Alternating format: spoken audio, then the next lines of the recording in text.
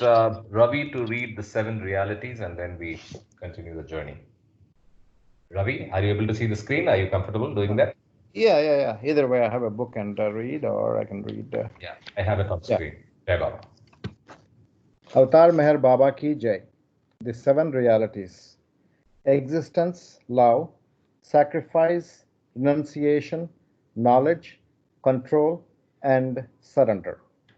I give no importance to creed, dogma, caste, or the performance of religious ceremonies and rites, but to the understanding of the following seven realities. Number one, the only real existence is that of the one and the only God, who is the self in every finite self. Two, the only real love is the love for this infinity, God, which arouses an intense longing to see, know, and become one with its truth, God. Number three, the only real sacrifice is that in which, in pursuance of this love, all things, body, mind, position, welfare, and even life itself, are sacrificed. Number four, the only real renunciation is that which abandons, even in the midst of worldly duties, all selfish thoughts and desires. Number five, the only real knowledge is the knowledge that God is the inner dweller in good people and in so called bad, in saint and in so called sinner. This knowledge requires you to help all equally as circumstances demand without expectation of reward. When compelled to take part in a dispute, to act without the slightest trace of enmity or hatred, to try to make others happy with brotherly or sisterly feeling for each one, and to harm no one in thought, word, or deed, not even those who harm you. Number six, the only real control is the discipline of the senses to abstain from indulgence in low desires, which alone ensures absolute purity of character. Number seven, the only real surrender is that in which poise is undisturbed by any adverse circumstance, and the individual, amidst every kind of hardship, is resigned with perfect calm to the will of God. Avatar Meher Baba Ki Jai. Avatar Meher Baba ki Jai. Thank you very much. Um, we continue from on page 28. The chapter is called Beginning and the End of Creation, 28 on the physical book. We start from the last paragraph. Before I start, any reflections or important points that we need to discuss, we can quickly take it up, or we can take it up at the end of this chapter. Okay, I will continue. Thank you. The step from duality to non-duality is not merely a matter of difference in the state of consciousness. As the one second, I just have to. The step from duality to non-duality is not merely a matter of difference in the state of consciousness. As the two are qualitatively different, the difference between them is infinite. The former is a not God state, and the latter is God state. This infinite difference constitutes the abyss between the sixth plane of consciousness and the seventh. The lower planes of involution of consciousness are also separated from each other by a kind of valley or distance. This title is Planes of Involution of Consciousness. But though the difference between them is great, it is not infinite, because all are equally subject to the bipolarity of limited experience consisted in the alternation between the opposites. The difference between the first plane and the second and the third, and so on up to the sixth plane is great but not infinite. It follows that, strictly speaking, none of the six planes of duality can be said to be really nearer to the seventh plane than any others. The difference between any of the 6 planes and the 7th plane is infinite, just as the difference between the 6th and the 7th planes is infinite. The process through the 6 planes is progress in imagination, but the realization of the 7th plane is the cessation of imagination, and therefore the awakening of the individual into truth consciousness. Progress through inner planes. The illusory progress through the 6 planes cannot, however, be altogether avoided. Imagination has to be completely exhausted before a person can realize the truth. When a disciple has a perfect master, he has to traverse all the 6 planes. The master may take his disciple through the inner planes either with open eyes or under a veil. If the disciple is taken under cover and is not conscious of the planes he is crossing, desires persist until the 7th plane, but he is taken with open eyes and is conscious of the planes he is crossing. No desires are left, and after the 5th plane, no desires are left on and after the 5th plane. If the master comes for work, he often chooses to take his disciples under cover, for they are likely to be more actively useful for the master's work when taken blindfolded than when taken with open eyes. The crossing of the planes is characterized throughout by the unwinding of samskaras. This process of unwinding should be carefully distinguished from that of spending up. In the process of spending up, the sanskaras become dynamic and release themselves into action or experience. This does not lead to final emancipation from samskaras, as the never-ceasing fresh accumulation of samskaras more than replaces those that are spent up, and the spending up itself is responsible for further samskaras. In the process of unwinding, however, the sanskaras get weakened and annihilated by the flame of longing for the infinite. Longing for the infinite may be the cause of much spiritual suffering. There is no comparison between the acuteness of ordinary suffering and the poignancy of the spiritual suffering a person has to go through whilst crossing the planes. The former is the effect of samskaras and the latter is the effect of their unwinding. When physical suffering reaches its climax, a person becomes unconscious and so gets relief from it. But there is no such automatic relief for spiritual suffering. Spiritual suffering, however, does not become boring because there is also intermingled with it a kind of pleasure. Peace of realization. The longing for the infinite gets accentuated and acute until it arrives at its climax, and then gradually begins to cool down. While cooling down, consciousness does not altogether give up the longing for the infinite, but continues to stick to its aim of realizing the infinite. This state of cooled but latent longing is preliminary to realization of the infinite. Longing is at this stage the instrument of annihilating all other desires and is itself ready to be quenched by the unfathomable stillness of the infinite. Before the longing for the infinite is fulfilled through the realization of the infinite, consciousness has to pass from the 6th to the 7th plane. It has to pass from duality to non-duality. Instead of wandering in imagination, it has to arrive at the end of imagination. The master understands the one reality as being the only reality and the nothing as being merely its shadow. For him, time is swallowed up in eternity.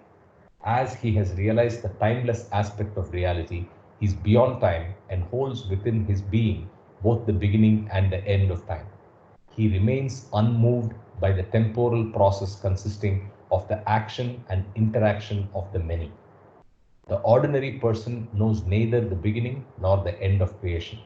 Thus, he is overpowered by the march of events which loom large because of the lack of proper perspective as he is caught up in time. He looks upon everything in terms of possible fulfillment or non-fulfillment of his samskaras. He is therefore profoundly disturbed by the happenings of this world. The whole objective universe appears to him as an unwelcome limitation that has to be overcome or tolerated. The master, on the other hand, is free from duality and the sanskaras characteristic of duality. He is free from all limitation. The storm and stress of the universe do not affect his being. All the bustle of the world, with its constructive and destructive processes, can have no special importance for him. He has entered into the sanctuary of truth, which is the abode of that eternal significance which is only partially and faintly reflected in the fleeting values of ever-changing creation. He comprehends within his being all existence and looks upon the entire play of manifestation as merely a game. That ends this chapter. There was a footnote, so I'll open up for discussions and meanwhile find the glossary reference to involution of consciousness. Any comments? Any discussion points?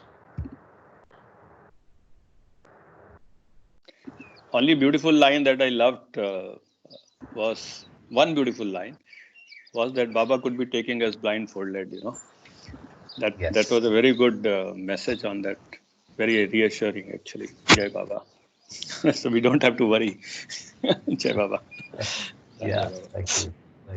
That's a good one. Jai Baba, this is Kama here. I have a question on page number 29, the third paragraph, last few lines. Yeah. So I think it says, if the disciple is taken under cover and is not conscious of the planes he is crossing, desires persist until the seventh plane.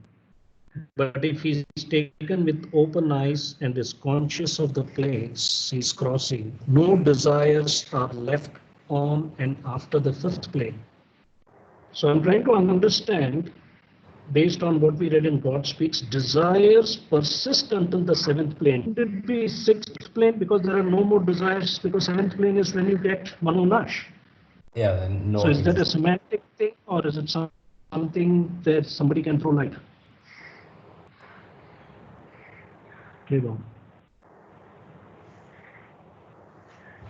So it's a homework. You don't have to, we don't have to make our mind go crazy. Another point.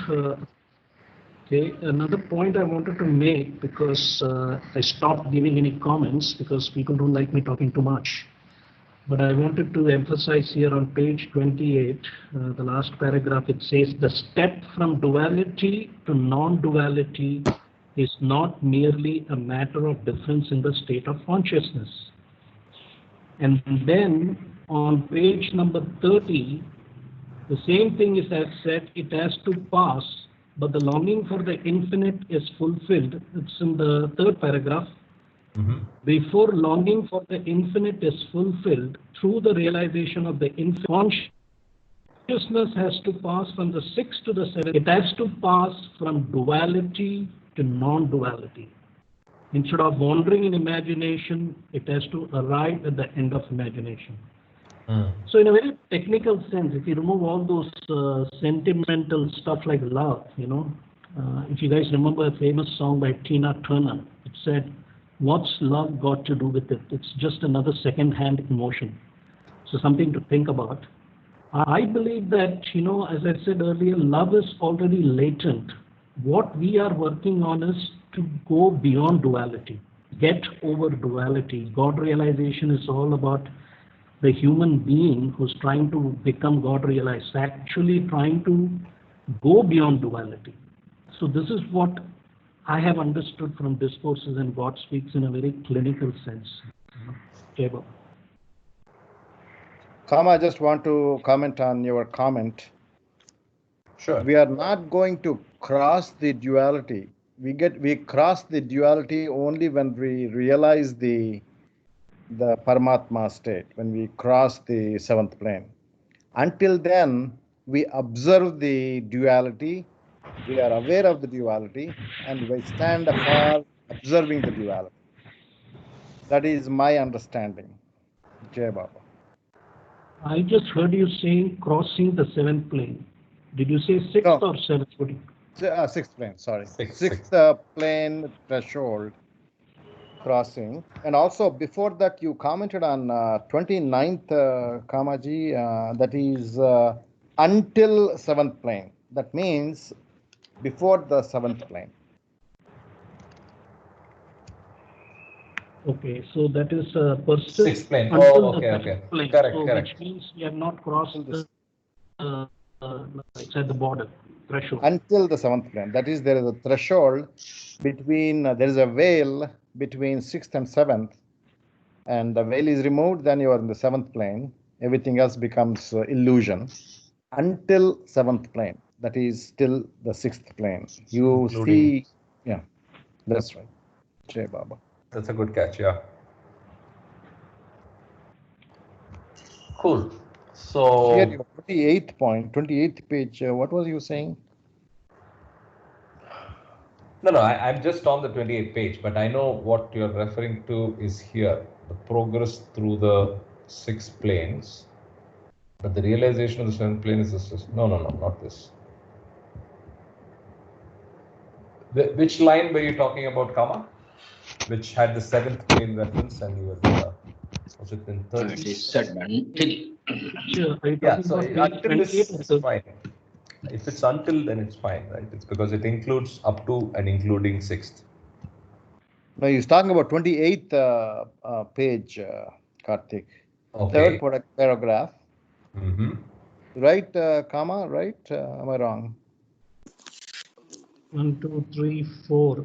That was page 28, the last paragraph, step from duality to non-duality. And then on page 29, I was talking about progress through the inner planes, which is 1, 2, 3, third paragraph, last few lines. Correct. And also, I think that, no desires are left on after the fifth plane. Again, this is again the ambiguity of the English language. One of the things Baba says, even the longing for God realization, okay, you're not supposed to come and ask me even for love, because you can't love me the way I would want you to love. But on page number 30, longing is a form of desire, but there is an exception that the flame of longing for the infinite on page number 30 on the top. 30. Longing for the infinite may be the cause of much spiritual suffering. There is no comparison between the activeness of ordinary suffering and the potency of spiritual suffering. And then he gives us a little bit of a pat in the back by saying that spiritual suffering, however, does not become boring because there is also intermingled with it a kind of pleasure. Correct here. So there is a lot of ambiguity. So that is why I think we should be very careful when we read Baba's discourse and God Speaks, not to take anything literal. You have to be very contextual. One is that don't worry, be happy, but the only worry you have to worry is not thinking of me. So when I look at not thinking of me, I think of the Purvadikar prayer. Baba, our innermost loving self. Baba wants to go beyond the personal form. But we get stuck, and then there is a lot of, conflict and confusion, what is this, you don't love Baba and blah, blah, blah, So I think that when you really look deep into discourses and God Speaks, as you know, somebody said in God Speaks, there's nothing but love. And if you look at the Satchitananda stage, it defines infinite knowledge, infinite power, infinite bliss. Love is just a medium, just like breathing is a medium to keep this material body going. Spiritual body, you need love, whether you do karma yoga, bhakti yoga, jnana yoga. Love is the medium. So this is my understanding about love, whether it's human love, pure love, divine love, and all kinds of love. So I think there is a lot of, in the Baba community itself, a lot of confusion about this word love, just throw it as if it's some kind, whatever, So, Jai Baba.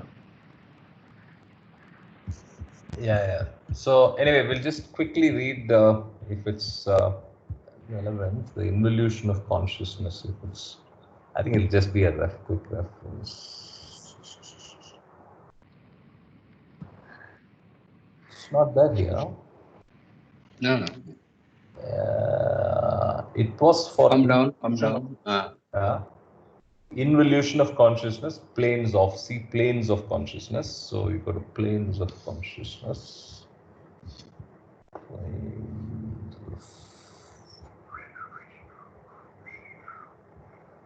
Yeah, also planes of involution of consciousness, the states of consciousness experienced by the soul while traversing the spiritual path. During the first 6 planes, the soul gradually withdraws the focus of its consciousness from the gross sphere to the subtle sphere and then to the mental sphere. This is involution. At the 7th plane, the soul experiences realization and knows itself to be God. Okay. Cool. So with that, we are ready to go to chapter.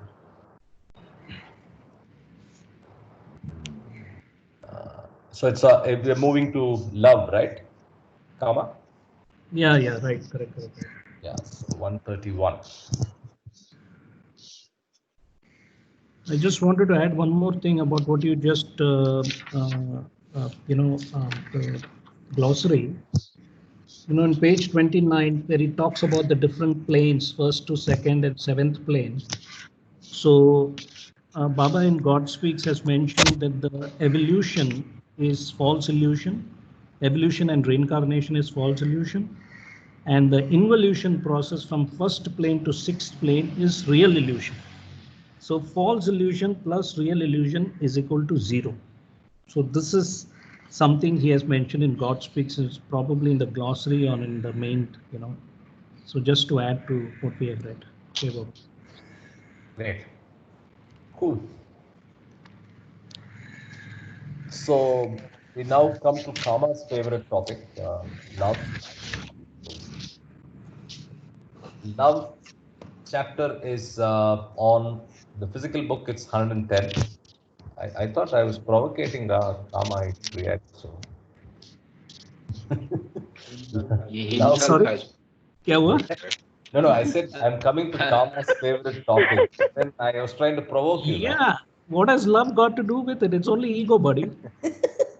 And love and ego are inversely proportional. Let me give you a mathematical, formula, So that is why I kept this part, love and ego, in the last part of reading the discourses. So it's going to be a very interesting ride, So go ahead, buddy.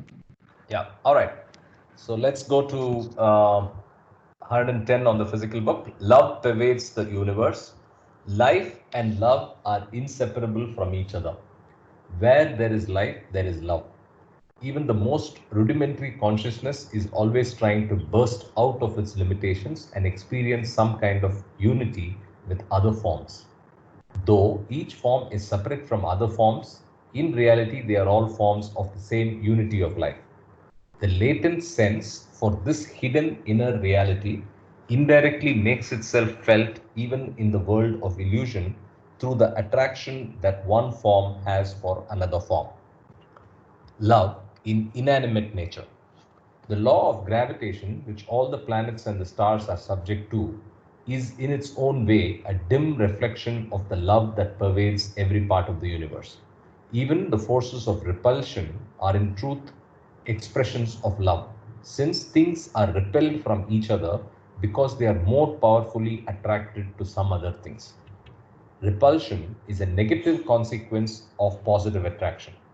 The forces of cohesion and affinity which prevail in the very constitution of matter are positive expressions of love. A striking example of love at this level is found in the attraction the magnet exercises for iron. All these forms of love are of the lowest type, since they are necessarily conditioned by the rudimentary consciousness in which they appear. In the animal world, love becomes more explicit in the form of conscious impulses that are directed toward different objects in the surroundings. Love in the animal world. This love is instinctive and it takes the form of gratifying different desires through the appropriation of suitable objects. When a tiger seeks to devour a deer, it is in a very real sense in love with the deer. Sexual attraction is another form of love at this level. All the expressions of love at this stage have one thing in common, namely, they all seek to satisfy some bodily impulse or desire through the object of love. Human love has to adjust to reason. Human love is much higher than all these forms, much higher than all these lower forms of love, because human beings have fully developed consciousness. Though human love is continuous with the lower subhuman forms of love, in one way it is different from them. For henceforth its operations have to be carried on side by side with a new factor, which is reason. Sometimes human love manifests itself as a force that is divorced from reason and runs parallel to it. Sometimes it manifests itself as a force that gets mixed up with reason and comes into conflict with it. Finally, it expresses itself as a constituent of the harmonized whole where love and reason have been balanced and fused into an integral unity. Three combinations of love and reason. Thus, human love can enter into three types of combination with reason. In the first type, the sphere of thought and sphere of love are kept as separate as possible. That is, the sphere of love is practically inaccessible to the operation of reason, and love is allowed little or no access to the sphere of thought. Complete separation between these two aspects of the spirit is of course never possible. But when there is an alternate functioning of love and reason oscillating in their predominance, we have love that is unillumined by reason or reason unenlivened by love. In the second type, love and reason are both simultaneously operative, but they do not work in harmony with each other. Though this conflict creates confusion, it is a necessary phase in the evolution of the higher state, where there is a real synthesis of love and reason. In the third type of love, this synthesis between love and reason is an accomplished fact, with the result that both love and reason are so completely transformed that they precipitate the emergence of a new level of consciousness that, compared to the normal human consciousness, is best described as superconsciousness. Qualitative variety in love. Human love makes its appearance in the matrix of ego consciousness, which has countless desires. Love is colored by these factors in many ways. Just as we get an ever-changing variety of designs in a kaleidoscope by the various combination of simpler elements, we find an almost limitless qualitative variety in the range of love owing to novel combination of factors. And just as there are infinite shades of color in different flowers, there are diverse, delicate differences in human love. Lower forms of love. Human love is encircled by a number of obstructive factors such as infatuation, lust, greed, anger, and jealousy. In one sense, even these obstructive factors are either forms of lower love or the inevitable side results of these lower forms of love. Infatuation, lust, and greed might be looked upon as perverted and lower forms of love. In infatuation, a person is enamored of a sensual object. In lust, he develops a craving for sensation in relation to it.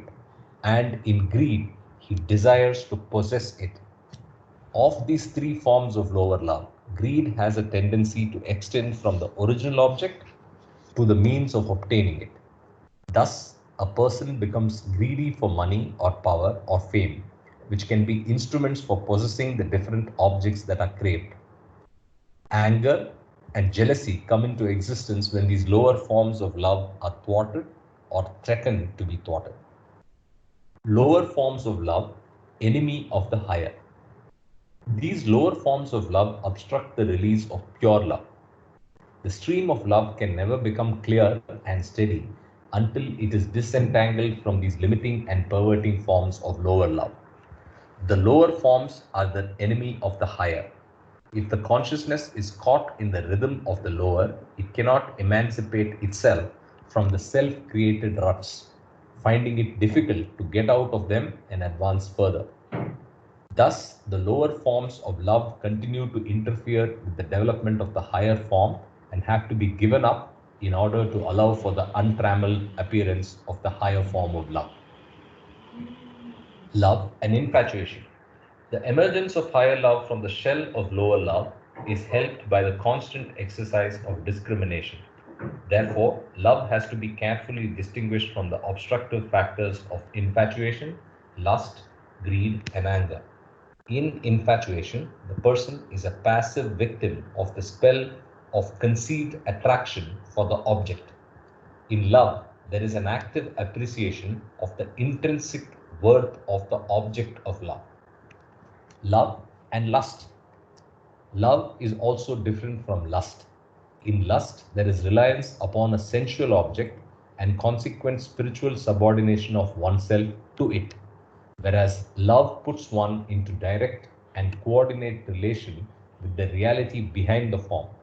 Therefore, lust is experienced as being heavy and love is experienced as being light. In lust, there is a narrowing down of life, and in love, there is an expansion of being. To have loved someone is like adding another to your own, another life to your own. Your life is, as it were, multiplied, and you virtually live in two centers. If you love the whole world, you vicariously live in the whole world. But in lust, there is an ebbing down of life and a general sense of hopeless dependence upon a form regarded as another. Thus, in lust, there is the accentuation of separateness and suffering, while in love, there is the feeling of unity and joy. Lust is dissipation, love is restoration. Lust is a craving of the senses, love is the expression of the spirit. Lust seeks fulfillment, but love experiences fulfillment. In lust, there is excitement, and in love, there is tranquility. Love and greed. Love is equally different from greed. Greed is possessiveness in all its gross and subtle forms. It seeks to appropriate persons and gross objects, as well as such abstract and intangible things as fame and power. In love, the annexation of another person to one's individual life is out of the question, and there is a free and creative outpouring that enlivens and replenishes the being of the beloved, independently of any expectations for the self. We have the paradox that greed, which seeks the appropriation of another object, in fact leads to the opposite result of bringing the self under the tutelage of the object. Whereas love, which aims at giving away the self to the object, in fact leads to a spiritual incorporation of the beloved in the very being of the lover. In greed, the self tries to possess the object, but is itself possessed by the object. In love, the self offers itself to the beloved without any reservations, but in that very act, it finds that it has included the beloved in its own being. Infatuation, lust, and greed constitute a spiritual malady which is often rendered more virulent by the aggravating symptoms of anger and jealousy. Pure love, in sharp contradistinction, is the bloom of spiritual perfection. Human love is so tethered by these limiting conditions that the spontaneous appearance of pure love from within becomes impossible. Pure love is awakened through grace. So when such pure love arises in the aspirant, it is always a gift. Pure love arises in the heart of the aspirant in response to the descent of grace from a perfect master. When pure love is first received as a gift of the master, it becomes lodged in the consciousness of the aspirant like a seed in favorable soil. And in the course of time, the seed develops into a plant and then into a full-grown tree. Spiritual preparation for grace.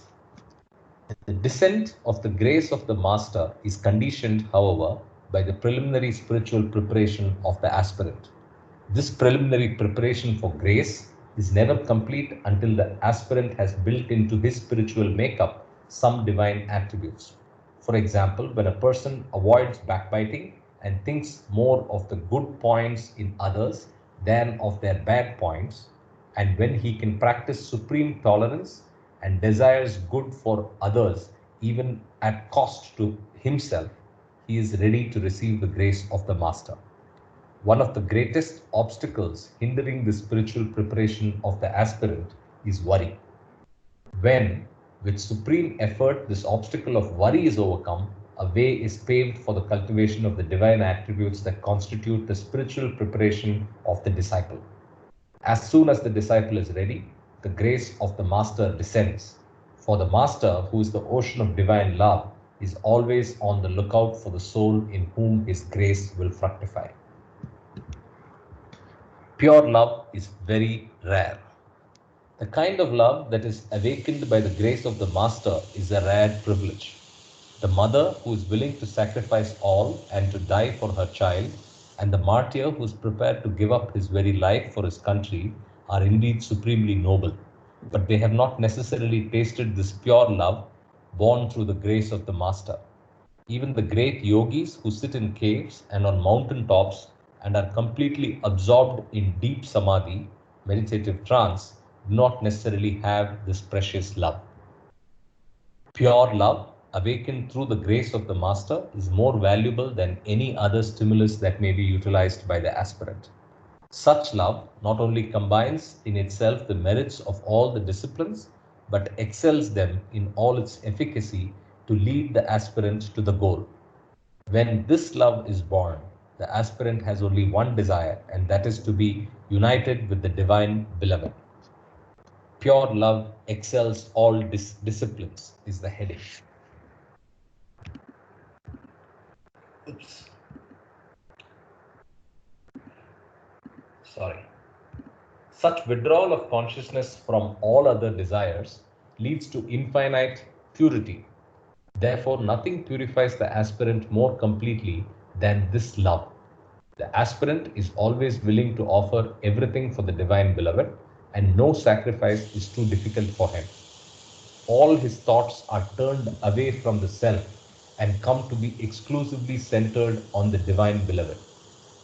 Through the intensity of this ever-growing love, he eventually breaks through the shackles of the self and becomes united with the beloved. This is the consummation of love. When love has thus found its fruition, it has become divine. Divine love and human love. Divine love is qualitatively different from human love. Human love is for the many in the one, and the divine love is for the one in the many. Human love leads to innumerable complications and tangles, but divine love leads to integration and freedom. In divine love, the personal and the impersonal aspects are equally balanced. In human love, the two aspects are in alternating ascendancy. When the personal note is predominant in human love, it leads to utter blindness to the intrinsic worth of other forms. When, as in a sense of duty, love is predominantly impersonal, it often makes one cold, rigid, and mechanical. A sense of duty comes to the individual as an external constraint on behavior, but in divine love, there is unrestrained freedom and unbounded spontaneity. Human love, in its personal and impersonal aspects, is limited. Divine love, with its fusion of the personal and the impersonal aspects, is infinite in being and expression. In divine love, the lover becomes one with the beloved. Even the highest type of human love is subject to the limitations of the individual nature, which persists till the seventh plane of involution of consciousness. Divine love arises after the disappearance of the individual mind and is free from the trammels of the individual nature. In human love, the duality of the lover and the beloved persists, but in divine love, the lover and the beloved become one. At this stage, the aspirant has stepped out of the domain of duality and becomes one with God. For divine love is God. When the lover and the beloved are one, that is the end and the beginning. Universe sprang into existence for love. It is for love that the whole universe sprang into existence, and it is for the sake of love that it is kept going. God descends into the realm of illusion because the apparent duality of the beloved and the lover is eventually contributory to his conscious enjoyment of his own divinity. The development of love is conditioned and sustained by the tension of duality. God has to suffer apparent differentiation into a multiplicity of souls in order to carry on the game of love. They are his own forms, and in relation to them, he at once assumes the roles of the divine lover and the divine beloved. As the beloved, he is the real and the ultimate object of their appreciation. As the divine lover, he is their real and ultimate savior, drawing them back to himself. Thus, though the whole world of duality is only an illusion, that illusion has come into being for a significant purpose. Dynamics of love. Love is the reflection of God's unity in the world of duality. It constitutes the entire significance of creation. If love were excluded from life, all the souls in the world would assume complete externality to each other, and the only possible relations and contacts in such a loveless world would be superficial and mechanical. It is because of love that the contacts and relations between individual souls become significant. It is love that gives meaning and value to all the happenings in the world of duality. But while love gives meaning to the world of duality, it is at the same time a standing challenge to duality. As love gathers strength, it generates creative restlessness and becomes the main driving power of that spiritual dynamic which ultimately succeeds in restoring to consciousness the original unity of being. So that brings us to the end of the first chapter on love and ego, which is the part 7. So I open up for any questions and discussions.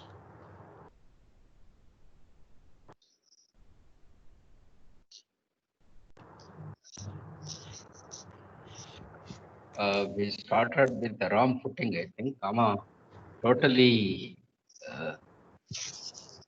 was stuck with love.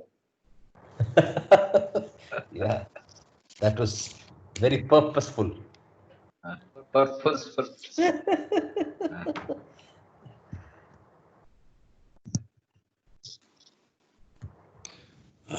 Just wanted to re-clarify the last para, second last para, last line.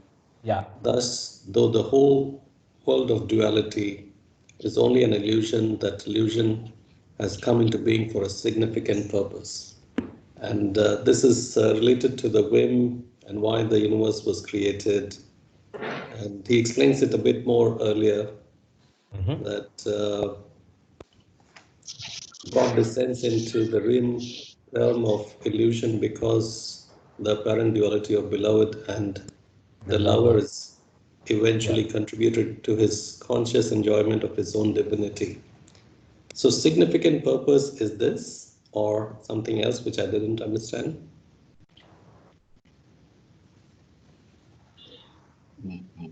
Into the realm of illusion. This is a basic question that we are trying to address. Why was the universe created? So initially we heard it's a whim. And now he says there's a significant purpose. I do not think there is a difference here. Kama, you want to jump in and try to answer this? Sudhir, if you don't mind, could you just repeat that question of yours, please? Okay, it's the second last para. I start with the last line.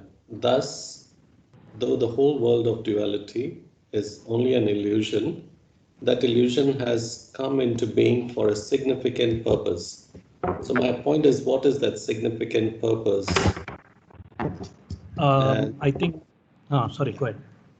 And then there's some explanation on top of this para. So is that the purpose or there's something else which I didn't completely understand? What I can say is, comment is, I think the the best line to explain this when we read God Speaks, the dedication. Dedication. Yeah. The dedication said to the universe, the illusion that sustains reality. Okay. Mm-hmm. It's a very mind-numbing phrase because you can't. It's very. You just can't. Grasp that just like that. It Right. will have different flavors of interpretation at different times based on how intensely we go through. God speaks and discourses and understand this whole divine theme. Right. So I think that that dedication itself is a very good to the universe, the illusion that sustains reality. So when you really look at God Speaks, starting from the whim, most original whim, the whole illusion game starts, frankly. Right. Correct? So there are only two states. The way I have understood is actually our day-to-day life represents state 1 and state 2. State 1 is the divine absolute vacuum, which is our 8 hours of sound sleep state. And state 2A and state 2B represent.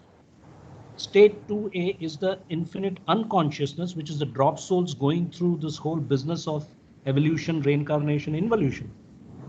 And state 2B is that eternal avataric infinite consciousness, which got into the first human soul and became the avatar. Right. So interestingly, it's a ball game. That's why I say like it's the Baba ball game of love, the ultimate game. We are here to play, not pray. We are here. Right. So, I mean, of course I've been going through praying and all that, but it's an interesting game, because I think that the beauty about Baba is, if I'm not mistaken, that this is the first time we are in a global village. We are all interconnected, Asians, whatever, Americans, and all that. And Baba is given this beautiful way. And one more thing I want to share. Yesterday, I was telling Karthik and Vidya, the word gnosis, Gnosis, which is mystical knowledge or divine knowledge, is God speaks, And in terms of Satchitananda, the infinite knowledge, infinite power, infinite bliss, we have bliss in our sound sleep state. We have knowledge through God speaks. So there is no need to you use your power. You just have to play, That's it. Right. And That's Sunil, does that answer that's- your question? no, I know you're it specifically doesn't. looking at, yeah, that's what you're It doesn't. specifically yeah, looking God, at. so the illusion, it's false illusion and real illusion is equal to My zero. question is, Kama, why, Purpose, when yeah. he was peaceful Okay. Can in I say state something here? 1, infinite unconscious state, in beyond state, why Yeah. did he have to open his eyes and create duality? I'll tell you how, this was a very good question somebody asked me in Almora, a gentleman, Avadesh Kumar, who was from REC Rourkela. He told me, what is this business of God wanting to know himself? If God is an intelligent being, why should he know himself? And believe it, I think I've told this answer that it has nothing to do with it. God wants to amuse himself. So when you look at your own role as a parent, when you had children, when your children got up in the morning and they had their food. Kama, your audio kind of dropped off. You're still gone. I think it's Kama a is connectivity. mentioning exactly what's mentioned on top. God descends into the realm of illusion because the apparent duality of the beloved and the lover is eventually contributory to his conscious enjoyment Of his own divinity. So he just wants to enjoy his own divinity. Can I add something here? Yeah, go ahead, Ravi. While Kama comes back. Yeah. Well, the question here is, if I understand right, that illusion has come into being for a significant purpose. So the question is, what is that significant purpose? Is that the question? Exactly. The significant purpose is to know himself in reality. Consciously know himself, yeah. Consciously know experience the Who am I? Brahmasmi state. Right. I guess that's, yes, you're right. Now, I think that's let me add something here. Sure. Now, please. why is this illusion created? We know from the God Speaks, it's the whim is latent in the Paramatma state. And because of the whim, this illusion is created. And once it is created, the only purpose of this illusion is for human beings, we have to realize our real. That's my. Right. That's my. Sorry, I missed the last sentence. Only purpose Yeah. is? Sorry. Again, something's. Yeah. Yeah. You have Yeah. to repeat that last line, Ravi. Oh, the last line. The last line. The only once the see it's the lahar. I'm sorry. It's the whim, right? It's the whim that's Yes. latent in the Paramatma state, and that causes this illusion. And once Yes. it is created, it's sustaining forever and ever. And then once it is created, and here the sentence is, the illusion has come into being for a significant purpose. Right. Only purpose is to know himself in reality, not through the illusion. Yes. That's all there Correct. is to it. Okay, understood. Yeah, I just wanted reconfirmation of this. Thank you. Okay, Kama, if you're Can, back, if you want to say something, and yeah, Mama, go ahead. can we put it like that?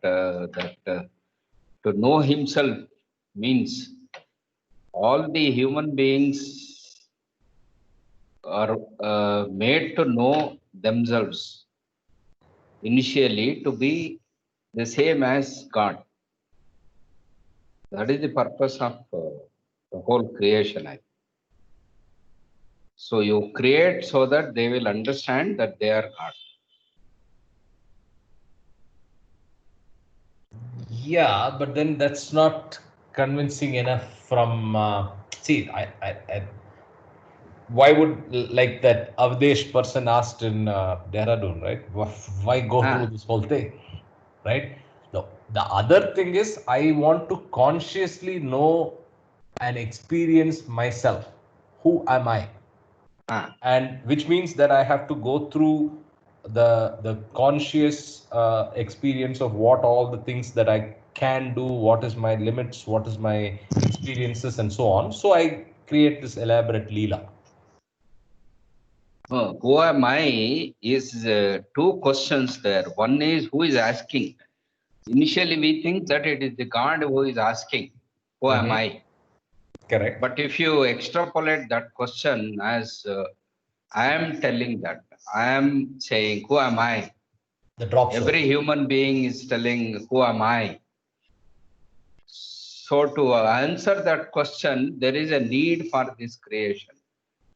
So only you have to come to that level of consciousness, then you go through, say, reincarnation and involution, then you know the answer for that.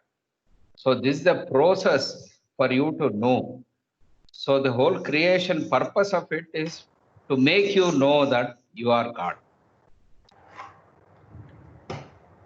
Correct. Maybe you can just look want to at add one more point. I just want to add one more point. The very fact that you're asking a question, who am I? That means we already created some sanskaras. You're already in the illusion. You're already in the world already. Yes. The only way out is to realize who we really are, and that is the imaginative I am God. No, that's a good semantic play that you brought out, that even the drop soul has the same question that starts him off on his journey of spiritual discovery. But I think that the distinction has to be kept in mind that the whim is clearly the question that arose in God. Yes. Right. So that's clear, and I think that's about it. It's only that gives the teleological purpose for all of creation, all of what's going on, and it's kind of a complete proof what's going on, right? So I feel that way, right? So that Kama, anything else? Are you back in connectivity? He's on mute. Yes. Sorry, I'm there. What I want to say is that I think all those interpretations are equally correct. Okay, let me not deny that. Because again, we are all coming from different degrees of consciousness. We are coming from different, sanskaric DNA, and the way we interpret God speaks and discusses everything will all be based on our own degree of consciousness. So I think all those answers are correct. What if we go beyond, like even that whim which is latent, if you have read the 10 states of God, that it is coming from the nothing, the infinite consciousness, infinite unconsciousness, Paramatma, blah, blah, blah, all those things is part of the nothing, which is in the everything. So the whim, which is also latent, is part of the nothing. Now, another way of looking at it is the beautiful chapter called Lover and the Beloved. Okay. That to me sums up for people who are totally into pure love. Forget about all this, because all this knowledge is dualistic. Knowledge is ignorance in the end, because you won't need this. This is just a scaffolding. Kama, So, which book is that your chapter you're referring to? Exactly. Love and the Beloved. nothing, first chapter, Lover and the Beloved. I think I put it on the this thing many times now. Like it's already there. Which book is that? I'm sorry. Which book is that? Everything and the Nothing. Oh, Everything and Nothing. Okay. Thank you. It's one of those chapters, even the most ardent Baba lovers kind of overlook or don't get it, because I myself is a victim. One day the Satori happened. After that, it has never left me. If somebody asks me what is your belief in Meher Baba and all the stuff, that chapter sums up beautifully, because you should definitely read that, because the first two lines says it very clearly. Divine love is God, and for God to love, he needs a lover and beloved. But God is only one existence. Who can he love but himself? And this is where the whole game starts. So all these are just, intellectual, I won't want to use a bad word here, but, if you look at God Speaks supplement, page number 271, existence is God, whereas life is illusion. Existence is reality. So that's a very important thing, that when we look at all these terminologies we are using, pure love, divine love, parabhakti, and so on and so forth, but if you look at the first two lines of seven realities, it doesn't start with love. It starts with existence, that the self in each one of us is the same. It has nothing to do with love. As I told you, love is just a medium. Without love, you can't reach that peak of God realization, or whatever we call it. So I think that, in the end, ultimately, to me, Mano Nash, there is nothing like, when you look at Fana Fila, when you look at all the different kind of muktis, Jivan Mukta, it has nothing to do with, it is Satchitananda, infinite knowledge. We can call it divine love, probably, the triunity. So I think everything that you have said is correct. And even the whim, most original whim, is also part of the nothing, which is an imagination. So Baba has said in God Speaks somewhere in the glossary that all these things that you're going through, you're actually not gone anywhere. You're like the white movie screen in the theater. That's it. The movie comes and goes. So Jai Baba. Thank you. Cool. Jai Baba. One more small doubt. This Sure. is Not cool, it's very hot. ignorance. Yeah, Sunil, go ahead. Sunil had a doubt. Mama, if you have something, you can do it after that as well. Go ahead, Sunil. Okay, page 115, second para. I have an answer, but even at the risk of looking stupid, I want to ask. Divine love is qualitatively different from human love. Human love is the many in the one, and divine love is one in the many. So, what is many in the one? Jay Baba, I can tell you, it's a very, very good question. It is the many ego personality selves in plural in the one real I self. And divine love is for the one RIS, real I self, in the many ego personality selves of a human being. This is I want to write that again. Come out one more time, please. Okay. ahead. It's a beautiful, like I said, many means implies ego, personality, selves, not earnings per share, EPS, ego, personality. Wall Street doesn't go out, man. Yeah, I need to kill that. Yeah. Yes. Ego personalities in Self, self. not singular, is Okay. selves. Okay, because see, you play different roles. You are a father, you are a friend, you are husband. We all play multiple roles daily. So that is why EPS selves. But there is only one ego which comes under all these different selves, and the one is O and E is the real I self, RIS, or the real ego actually. And you can say the me is the false ego, basically. Right. See, I think Thank you. Yeah. Go ahead. we have to start using Baba's terminologies in our day-to-day language Right. and really keep people all, worked up. I'm telling you.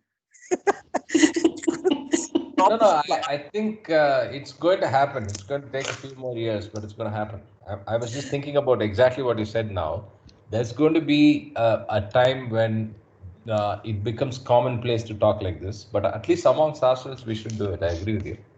I have one more quick thing. Sorry to interrupt, because this is such an important chapter. Please read it daily, because this and the last chapter, God as infinite love, are very much connected, but we'll be reading it in the end. These two chapters, just like action and inaction, the 2-page chapter on sanskaras, intelligent action, unintelligent action, are very important chapters. So I have two comments to make as an observation of this chapter. Here, Baba talks about the human love, pure love, and divine love. So it's all there. I just want to add one more love. It's called tough love. Okay, so that's one. And second thing is on page 111, the first, the second, third, and fourth paragraph, it is a deadly one. This is very important. Here, it's very confusing because of the ambiguity of the English language. So I want to share my thoughts on this. What you have to do is, instead of reason, analytical reasoning mind. So please use the word, because they use love and reason. So you can use reason as ego or analytical reasoning mind. Okay. And it is very confusing, but these 3 paragraphs are absolutely, how we go through different forms of love, especially when we love another human being, starting from the dating state. And then when you come into the love of a perfect master, but these 3 paragraphs, please, I would love for you guys to discuss this during the weekend discussion. So I will put this on the posting. Okay, Bob. All right. So anyway, we are out of time. Mama, did you have anything before we wind up? Or he said it is very cool, but I thought it was very hard. That's all. What do you expect? We're talking about love. But denying love is hot, no? That's right. Exactly. So, on that hot note, let's wind up for the day, and everybody have a great day, and let's see you all tomorrow. Jai Mahan Baba. Thank you. Jai Baba. Jai Baba.